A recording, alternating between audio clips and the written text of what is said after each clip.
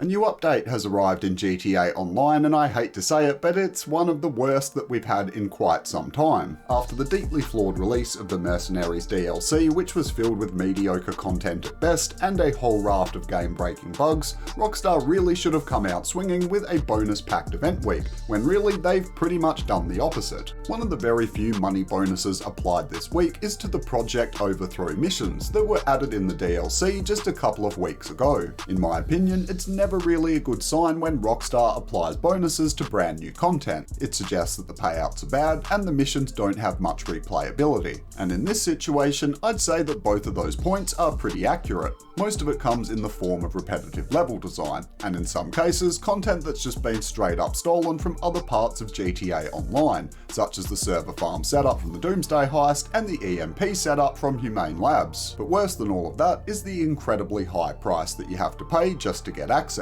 Before you can even think about getting started, you need to buy an Avenger for the steep price of $3.5 million. But then they go even further than that and require you to purchase a new operations terminal as well. So even if you already own an Avenger like I did, that's still $1.5 million that you have to spend to get access to missions that are similar in quality to the ULP missions, which were free. But if you don't own an Avenger, man, just forget about it. That's a bare minimum of $5 million just to play, and that's if you don't get any additional upgrades. And honestly, I could have even gotten down with a high price point if Rockstar just had have created a batch of new and inventive missions that crucially came with a decent payout. But as it is, they're all long-winded, repetitive, and in a lot of sections aren't very solo player friendly. Then when you add that to the truly awful money that you get for your time investment, there really isn't much incentive to play the missions again. I mean, they're currently on a 1.5 times bonus, for God's sake. I mean, that's barely a VIP mission's worth. You could put it on a 3 times money bonus and it still wouldn't be worth it. Worst part about it is, I feel we're going to be stuck with this for quite some time. Annoyingly, it looks like Rockstar is running another limited release clothing event for the Project Overthrow missions, much like what they did for the Last Dose event,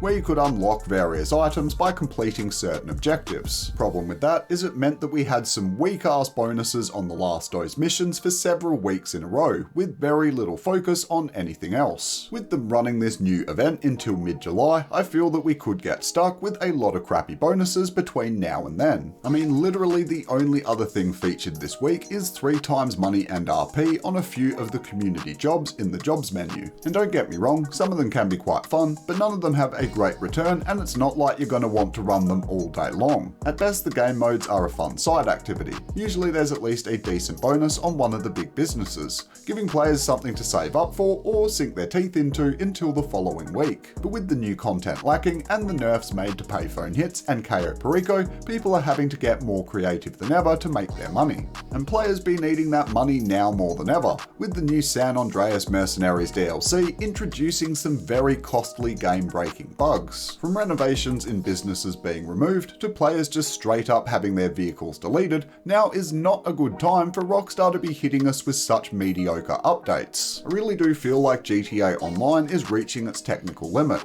The game is almost 10 years old, and there's so much content that they're literally having to remove some just to make room for more. But even with that, it still just seems to get worse and worse with every update they release. I mean, just have a look at this tweet that Tez sent on Twitter that details all of the background fixes that they've had to perform since the Mercenaries DLC came out. Now granted, you do always get a bit of this with every new update, but this time it seems like it's on another level. It's gone well beyond God mode glitches and card duping, and is now spilling out into the core components of the game that have deeply affected the player base at large. Overall, I am patient for the next installment in the GTA series. I'd rather them get it polished up good and proper before they release it to the world. But if they want to keep treating online as a cash cow in the meantime, they'll have to seriously think about getting some more staff to watch over it if they don't want to risk their player base. Stability is now at breaking point, and that's not good, especially when you mix it in with average new content and a lack of bonuses to incentivize people to play old content. For anyone that needs a quick recap though, we've got 1.5 times money and RP on the new Project Overthrow missions, and 3 times money on several community jobs as well.